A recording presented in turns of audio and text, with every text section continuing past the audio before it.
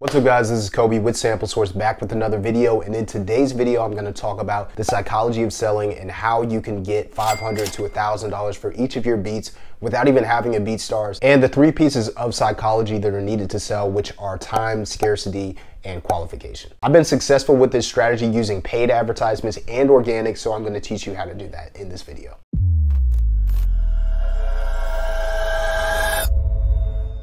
I appreciate all the support. If you guys would like and comment and subscribe to the channel, then we'll get into the video.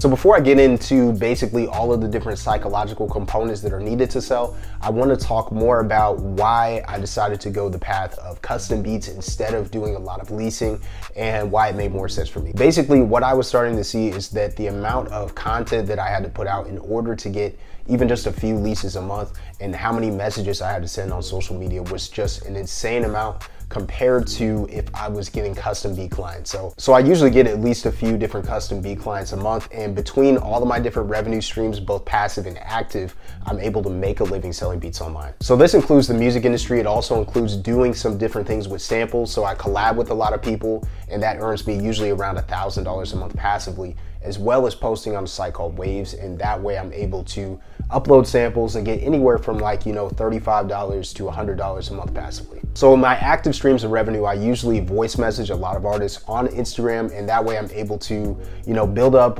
relationships with them, and they either get some kind of lease, whether that's like a Wave lease, a stem track out, or they end up doing a custom beat with me or something like that. But other than these streams of revenue, I noticed that a lot of people were wanting to work with me personally one-on-one, and I think this is maybe because I have a more personal brand and I'm always putting that out there. So the reason I got to this point with the psychology part of selling is because I started noticing that I'm reaching out to a lot of people, and what I really want in my business is for the artists to reach out to me instead, and that way I'm able to save a lot of time with my outreach and focus a lot more on the customer acquisition and actually getting that product to them. So a mistake that a lot of producers end up making is they want to produce what they want to produce, which is perfectly fine, but then they're trying to go out and market to just anybody.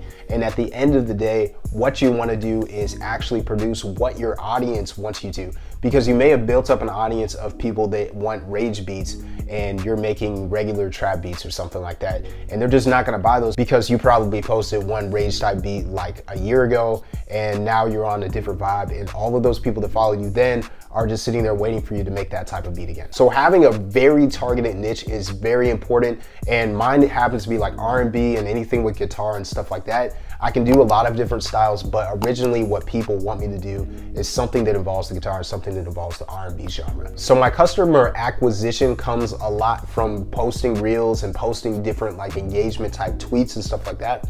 And that way it's either something that's shareable or it's something that makes people want to gravitate towards it, watch it over and over again, save it, things like that. So by posting reels that are just me playing guitar over my beats or just playing a piece that I want to turn into a beat, then I get artists to comment and say this is dope, this needs to be a beat, or how can I work with you, something like that. So basically in the caption, that's where all of the magic happens as far as customer acquisition and getting artists to reach out to me instead of me reaching out to them. So that's what I'm going to talk about in this video, is the psychology behind it. So what I came to the conclusion was, what do artists want me to do the most as a producer, but also as somebody who's going to be their customer? And what artists are selling basically is their music, and what they want is your attention to be on their music. And knowing this, and me being the kind of person that really just wants to check out independent artists and see if they're talented, see if it's somebody that I really want to work with, that's a way that I offer value, is by listening to their music. And that's something that a lot of producers try to gravitate away from, and they want to be as least personal as possible. And this is probably why you're scaring away a lot of customers, is because all you want to do is sell beats and you don't want to actually listen to their music and get feedback on it. So I would say this is the #1 most important and valuable thing that you can do for artists, is actually listen to their music and give honest feedback on it. Tell them if it's dope, tell them if there's somebody that you would really want to work with and their music gets you excited to work with them. So the #2 most valuable thing that I found with artists is that once they record their song, they have to get it mixed and they have to get it mastered. Other than recording their song and marketing it, this is the most important part of actually getting their song to the point where it can be released. So I feel like this is something that a lot of producers just don't offer, and I don't actually personally mix and master. I find mixing and mastering engineers that I partner with on a site called soundbetter.com. And so basically you can go onto the site and search through and try to find mixing and mastering engineers, and I find them at a price that's a little bit lower than industry standard, and that way I can offer it as a free service to artists. So this is something that artists find super valuable, especially when you combine it with working one-on-one. And this is another way that I wanted to add value is how can I work face-to-face with an artist and make it seem more like a virtual session than going back and forth with custom projects and revisions and things like that. Simultaneously, this tip that I'm about to show you actually makes the revision process almost non-existent, and usually the artist is ready to get squared away almost as soon as you're done with the session. So basically what I do is I go through Zoom, and that way I share my screen, share my audio, and the artist can give input basically on if I'm going the right direction, the wrong direction, what they want as far as a beat. Sometimes I'll be going in the wrong direction and I have to restart and change sessions and redo my instruments and things like that in order to please the artist and satisfy them with the product that they actually want. That way it saves me hours and hours literally of making custom beats, that they're not even gonna like anyways because they stop me early, and I'm always asking them questions about input, is this instrument something that they wanted to be?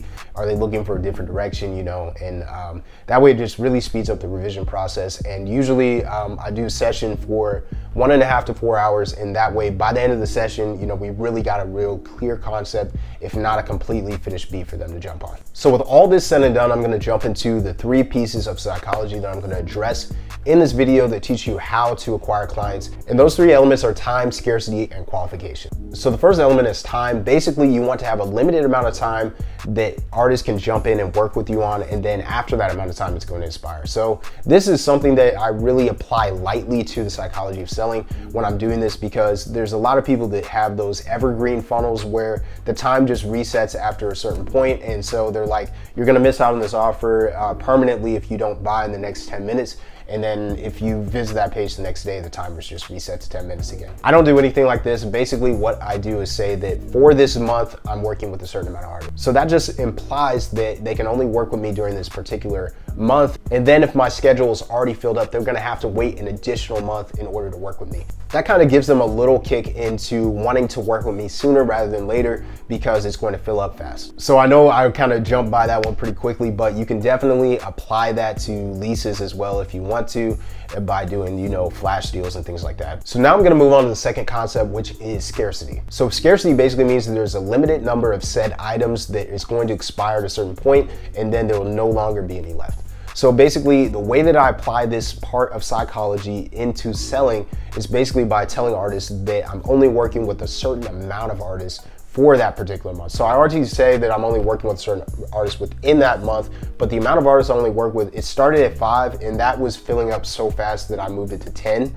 So, and this makes perfect sense, because if I do a custom beat and a few of these artists want to do projects and things like that, I really can't do 10 projects in a month. That would be ridiculous. But since most of them are singles, I'm able to actually manage that. And even if I'm doing a 4-hour session every 1 out of 3 days, that's still manageable for me, and I'm able to fulfill all of their custom beat orders, and still not get real stressed out. The way that I apply this into the caption is basically, if you want to be 1 out of the 10 artists that get to work with me one-on-one this month, then shoot me a DM and figure out how you can get access to free mixing and mastering. This works super well, and since I already outsourced the mixing and mastering, this is really no sweat on my part. And if I get a lot of orders coming in, then I'll just have to communicate with the mixing and mastering engineers. And I want to put a side note that this is a huge reason why I contacted multiple mixing and mastering engineers, is because if one mixing and mastering engineer cannot handle 10 projects within a month, then I have backup ones that can jump in and do their task basically. Another side note is you don't want to say like, I only work with 25 artists for the month or something like that,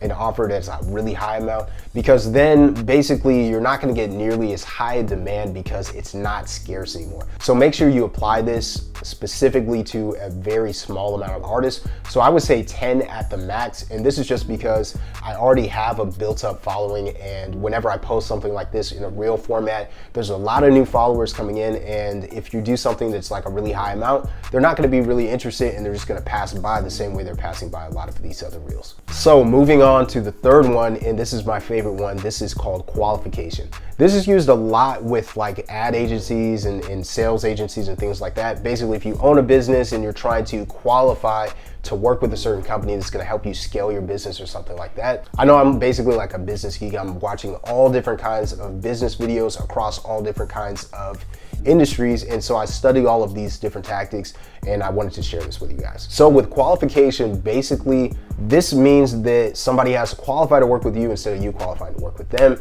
And the best way to do this with music that I found is to say, hey, make sure you send me some of your music so I can check it out and see if we're a good fit to work. And this implies that they have to qualify to work with you. You have to check out their music, vet them, and see if they actually are making dope music and are an artist that you want to work with. This works really well because artists are already always trying to plug their music anyways, and so it gives them an outlet to where they can actually get feedback on their music free of charge. And if they can't pay the producer fee to work with me, then at least they got their music reviewed and got some input. So let's move on to acquiring clients, since we've already talked about the psychology part, because if you can't acquire clients, then you can't even apply any of these things to actually making money off your beats. So with acquiring clients, I either use the reel format or the Twitter format. So with reels, basically what I do is I'm either playing guitar over one of my beats or I'm just playing guitar in general.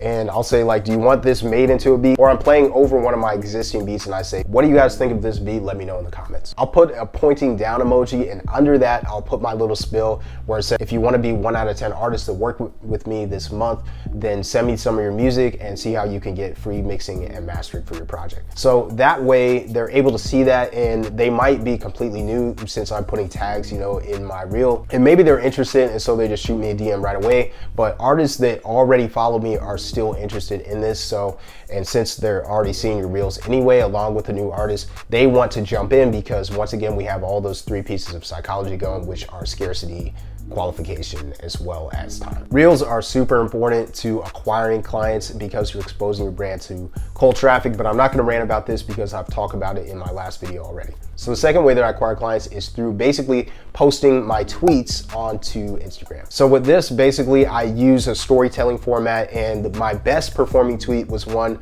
where I talked about how I was sick of hearing disjointed albums and how, you know, an album needs to be executively produced by one producer, and at least, you know, if not just one producer in general, and that way they can kind of translate the artist's vision for music into the instrumentals, and that way they're gonna get more of a clear, concise thought throughout the album. This performed really well. It got lots of saves, lots of sends, and it got a lot of comments. And a lot of people were saying that they wanted to work with me just from using that tweet, and it was really successful in doing so. You can be creative with this and just come up with different ways that you can do this. I know I interviewed Let's Go Hayes, and basically what he does when he tweets is he just asks, you know, who has bars, you know, who has some verses for me, and that way, you know, you can just say something like, who wants to work this month, or something like that. And you can be creative with this and tell a little bit of a story along with that, but that's the core concept. And you can just experiment with a lot of different formats and hone it in and try to find a way that works best for you and just do it consistently. So this moves me on to my next point and my final point, which is you have to make more offers in order to get this to work. You can make offers through email, you can make offers through Instagram, and you can do it through text, over the phone, whatever. Just make sure that you're actually getting that offer in where you're offering, you know, your free mixing and mastering if you have that, you know, outsourced, or you do it yourself and you do a good job at it, or you're offering, you know, to listen to their music, you know, and things like that. Maybe you're offering the one-on-one Zoom sessions, you know. So make sure that you have that offer already consolidated into one easy to understand offer that offers value to the artist in a way that they can understand. And then you need to post this wherever you can as often as possible. You can do this by just posting a lot, and that's what I'm really doing, is applying that information that I'm teaching to you guys, and I'm posting as often as possible now. And I'm really acquiring a lot of clients, more than I can even work with this month. But as your pipeline starts to fill up, you can start moving people to work with next month, and that really makes you an even more desirable producer to work with when you can't even get to them that month and actually serve them with the custom beats. So a side note is you don't actually have to do custom beats. You can even just sit down with them, maybe one-on-one through Zoom or whatever, and preview them beats that you've already created on your website, and sell them to them exclusively and give them free mixing and mastering or whatever other perks that you have to offer. So that's another way to offer value. So that's pretty much it for me in this video. But if you want to learn how I built my Instagram, how I reach out to artists in a way where they actually really respond and can generate relationships with them quickly to sell beats online, as well as how to sell beats without a BeatStars and all of that other good stuff, then you can purchase my beat selling guide. The link is in my bio. And if you enter MYDEAL at checkout, you'll get 20% off of that.